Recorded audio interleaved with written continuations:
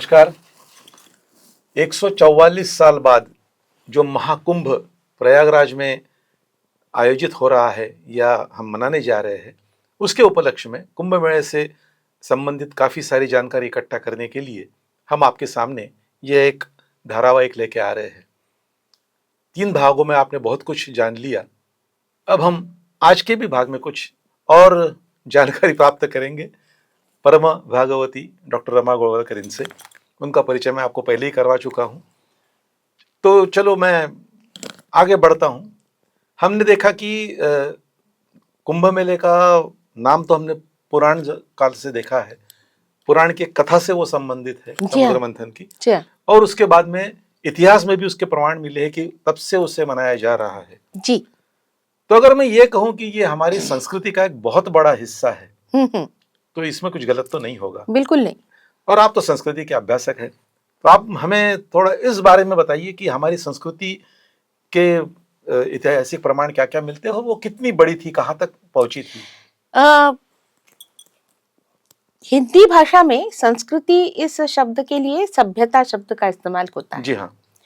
भारतीय सभ्यता की जब बात होती है और उसके प्रमाण हमको कहाँ कहाँ मिलते हैं, इसकी अगर हम जानकारी हासिल करने का प्रयास करें तो हमको ये आश्चर्य होता है कि ईरान से लेकर तो मेघालय के बाद तक, यानी उत्तर नहीं, मैं पश्चिम से लेकर पूरब तक की बात कर रही हूँ। अच्छा, तो ब्रह्मदेश इधर की बात, ब्रह्मदेश, हाँ ये तो है ही, और हिमालय के ऊपर भी, और हिमालय के नीचे, मतलब हिमालय के नीचे श्रीलंका तक। जी हाँ। भारतीय संस्कृति का विस्तार था।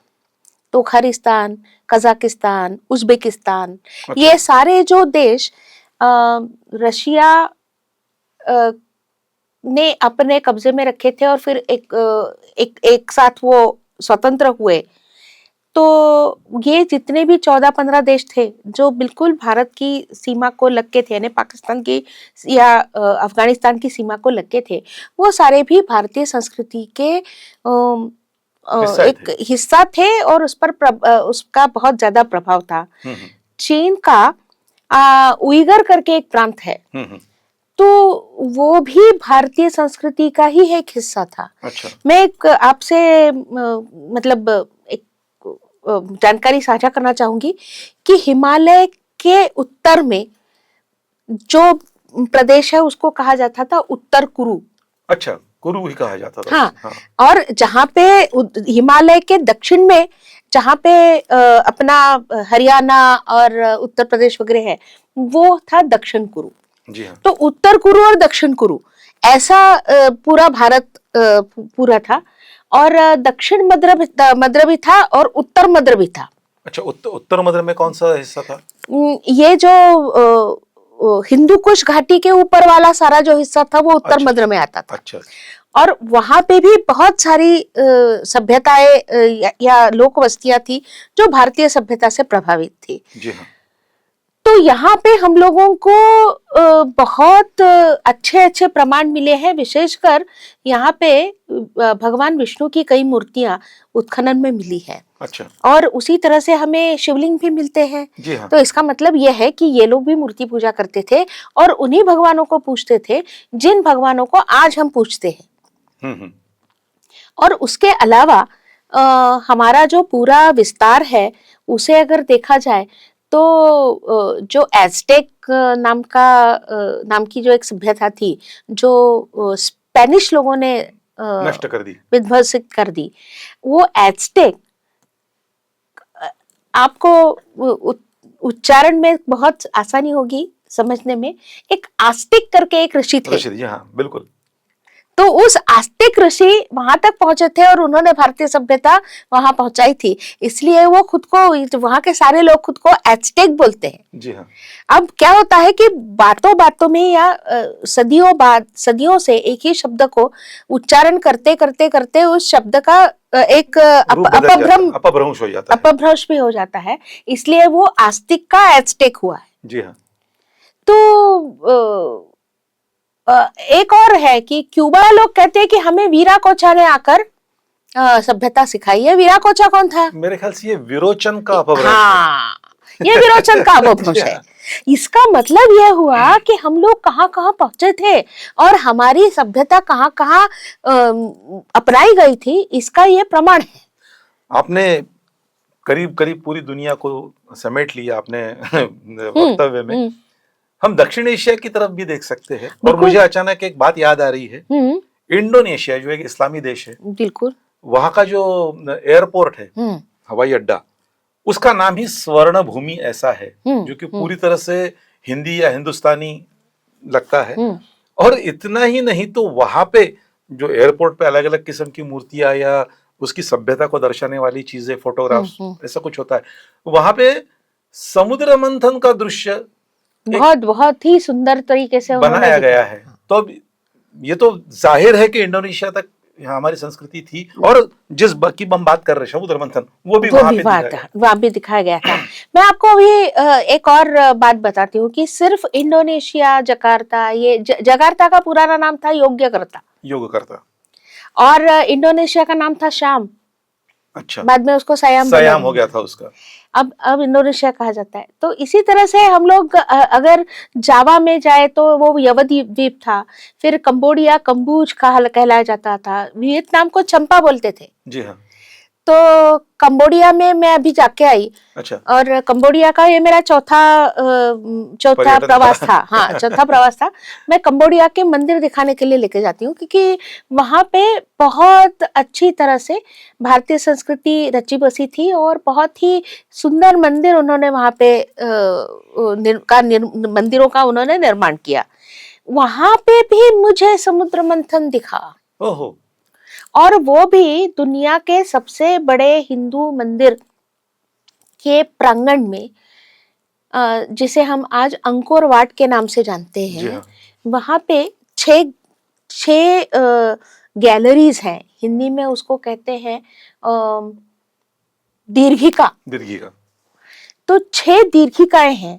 उसमें एक दीर्घिका जो है, उसमें एक बहुत लंबी चौड़ी दीवार पर एक कंटिन्यूअस ऐसा एक बहुत बड़ा प्रसंग उन्होंने उकेरा है।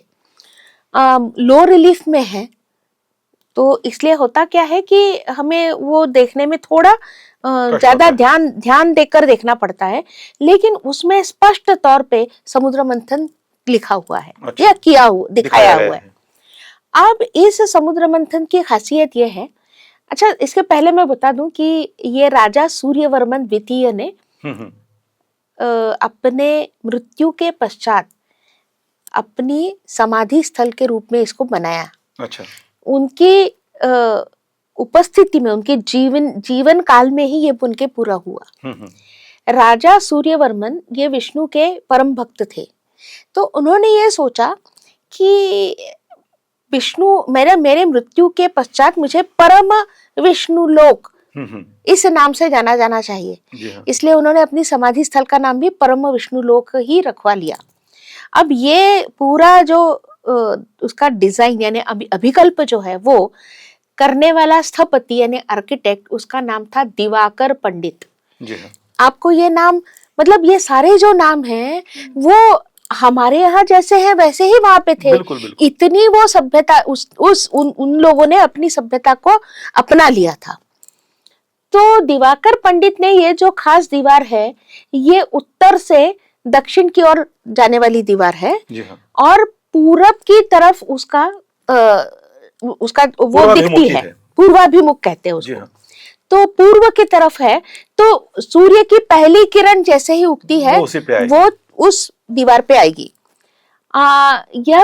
इस पर समुद्र मंथन का जो चित्र उकेरा गया है, उसमें बहुत ही महत्वपूर्ण चीज है कि वहां पे विष्णु है, वहां पे कूर्मा अवतार भी दिखाया गया है, और वो मेरू पर्वत के जगह पे उन्होंने विष्णु ही दिखाया है। उसके ऊपर उन्होंने इंद्र को दिखाया है, और अपने दाहिनी ओर सारे देव हैं, और इस तरफ सारे दानव हैं। बाई ओर। तो अब संकल्पना ये हम मंथन के बारे में बात कर रहे हैं, क्योंकि मंथन का समुद्र मंथन का जो संबंध है वो कुंभ मेले से है। जी हाँ। तो इसलिए ये विशेष रूप से मैं इस शिल्प का वर्णन कर रही हूँ, क्योंकि इस शिल्प के कारण हमें समुद्र मंथन की असलियत पता चलती है। जी हाँ। उन्होंने क्या किया है कि उत्तरायण और दक्षिणायन, यानी सूर्य विषुववृत्त के दक्षिण की ओर जाता है, मकर वृत्त तक जाता है, मकर वृत्त से पलट के फिर से विषुववृत्त की तरफ जाता है, इसको दक्षिणायन बोलते हैं। और उसके बाद में वो कर्क की और तरफ जाता है, फिर उत्तरायण। वो कर्क की तरफ जाता है, वहां से वापस आता है, उसको बोलते हैं उत्तरायण। तो ये 6 महीने इस गोलार्ध में और 6 महीने उस गोलार्ध में, ये करके जो मंथन हो रहा है, अच्छा, सूर्य की भासमान मूवमेंट्स जो है, या उसका जो उसकी जो चलन है उसको आयन बोलते हैं। और इस उत्तरायण और दक्षिणायन को उन्होंने इस समुद्र मंथन के शिल्प में दिखाया है। अच्छा। तो जब दक्षिणायन होता है तो एक एक दिन एक एक दानव प्रकाशित होता है। अच्छा। मैंने पहली किरण उस दानव पे पड़ेगी। और जब उत्तरायण होता है तो देवताओं पे आता है। हाँ, तो सूर्य का यह जो प्रवास है उत्तर से दक्षिण की ओर, दक्षिण से उत्तर की ओर, उसको हम उत्तरायण और दक्षिणायन कहते हैं। और उसे दिखाने के लिए उन्होंने 91 असुर या 91 दानव और 88 देव, इनका निर्माण किया हुआ है। जी हाँ। तो 88 अधिक 88 और बीच के जो देव है, मतलब इंद्र और विष्णु, इनको पकड़ के 3 दिन। तो 88 जाते हुए 88 आते हुए और बीच के 3 दिन, ये कुल मिला के 182 हो जाते हैं। जी हाँ। और इस तरफ भी 91 असुर है और जाते आते वो भी कुछ 182 हो जाते हैं। तो ऐसा कुल मिला के उन्होंने 360 और 365 दिन को उसमें एडजस्ट किया हुआ है। उसको एडजस्ट किया। क्या बात है। और मैं कहती हूँ कि वो देखने के बाद हमको पता चलता है कि जो समुद्र मंथन की कथा हम इतने सालों से सुनते आ रहे हैं, उसका दरअसल अर्थ क्या होता है। जी हाँ। लेकिन इसके देखिए, मैंने कहा ना आपको कि समुद्र मंथन की जो कथा है इसमें कई रूपक छिपे हुए हैं। तो जैसे उन्होंने ये सूर्य के जाने और आने के, दक्षिणायन और उत्तरायण की बारे में बात की है, उसी तरह से एक और उसमें बात है, वो है कि भाई मंथन होना चाहिए। हाँ। अब मंथन की बात क्या होती है, हमारी संस्कृति जो है ये मंथन वाली संस्कृति है। जी हाँ। हमारे यहाँ युद्ध हुए नहीं हुए ऐसा मैं बिल्कुल नहीं भूलती। जी हाँ। महाभारत के युद्ध में 18 औक्षहिणी सेना लड़ी थी। जी हाँ। तो महाभारत का युद्ध भी बहुत बड़ा युद्ध था, लेकिन युद्ध करने से एक निगेटिव इकोनॉमी बढ़ती है। अच्छा, आप समझ सकते हो। हाँ, मैं बिल्कुल साफ तौर पे कहूंगा कि जैसे अंग्रेजों ने, फ्रेंच लोगों ने समुद्र मंथन को टग ऑफ वॉर समझा। हाँ। कि वो लड़ाई है। हाँ। अब लड़ाई और मंथन, इसमें बहुत बड़ा फर्क है जी। जब मंथन होगा तो तुम और मैं, हम दोनों मिलकर वो करेंगे और जो कुछ उससे प्राप्त होगा हम दोनों ले लेंगे जी। सो आजकल के जमाने के हिसाब से it's a win win situation.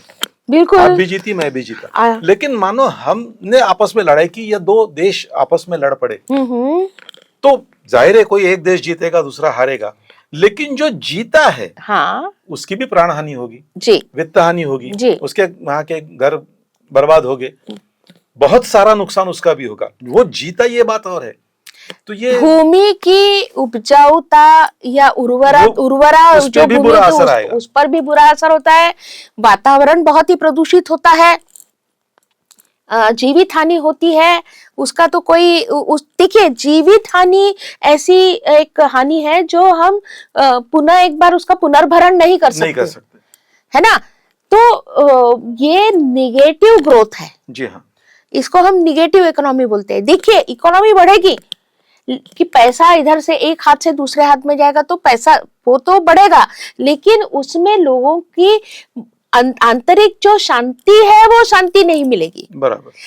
इसके बनस्बत अगर हम मंथन करेंगे तो मंथन से दोनों पक्षों को बराबर की साझेदारी, बराबर की हिस्सेदारी और उसमें जो एक आत्मिक समाधान है वो भी मिलता है। तो समाधान की बात जब आती है तो मंथन आवश्यक है। बराबर। तो भारतीय संस्कृति में वैचारिक मंथन को, सांस्कृतिक मंथन को, आर्थिक मंथन को ज्यादा महत्वपूर्ण माना है बनिस्बत किसी लड़ाई करके किसी को अपना अंकित बनाने। तो हम लोगों की जो एक मानसिकता है वो पूरे संस्कृति में झलकती है और वही कारण है कि हम हर 3 साल के बाद एक जगह पे इकट्ठा होके समुद्र मंथन की जो पौराणिक कथा है वो दोहराते हैं और समुद्र मंथन की महत्व के माध्यम से मंथन का महत्व अधोरेखित करते हैं। जी, क्योंकि अगर पूरे हिंदुस्तान से या पूरे देश से अलग अलग जगह से लोग एक साथ आएंगे तो उनमें विचारों का आदान प्रदान तो होगा ही। जी हाँ। कुछ सांस्कृतिक आदान प्रदान होगा। जी हाँ। कुछ लोग अपनी बातें सिखा के जाएंगे, कुछ लोग नई बातें सीख के जाएंगे। बिल्कुल। तो हम जो कुछ सालों पहले राष्ट्रीय एकात्मता ये सवाल खड़ा कर रहे थे कि हमारा देश टुकड़ों में बट रहा है, हाँ। तो वो नहीं है, एक देश होना है। तो मेरे ख्याल से ये हर 3 साल बाद होने वाला महाकुंभ ये उसी का एक बहुत अच्छा रूप है। राष्ट्रीय एकात्मता शब्द का उच्चारण न करते हुए बिल्कुल हम उसको एक करने की कोशिश कर रहे हैं। और आनंद भाई आप ये ध्यान में रखिए कि ये तब से चला आ रहा है जब हमारे पास कोई इलेक्ट्रॉनिक साधन नहीं थे वार्तालाप करने के लिए, अपनी बात फैलाने के लिए, और फिर भी पूरे भारतवर्ष में एक ही संस्कृति निर्माण हुई है। बराबर।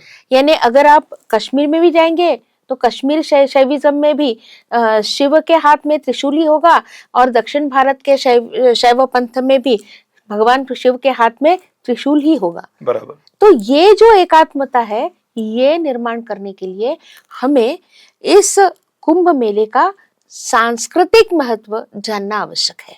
बिल्कुल सही कहा आपने। और मैं यह पे और जैसे जो आपने कहा कि चाहे उत्तर हो या दक्षिण, पूर्व हो या पश्चिम, चाहे भाषा अलग हो, वेशभूषा अलग हो, लेकिन सबकी आस्था जो है वो एक है, वो एक ही है जी। तो मैं प्रार्थना करता हूं कि इस आने वाले महाकुंभ से हमारे देश की एकात्मता और बढ़े, देश का आर्थिक विकास भी हो। आप आज आई हो, इसके लिए आपका पुनः एक बार धन्यवाद। शंखनाद न्यूज चैनल के इस प्रोग्राम में मुझे बुलाने के लिए आपका बहुत बहुत आभार। धन्यवाद। धन्यवाद।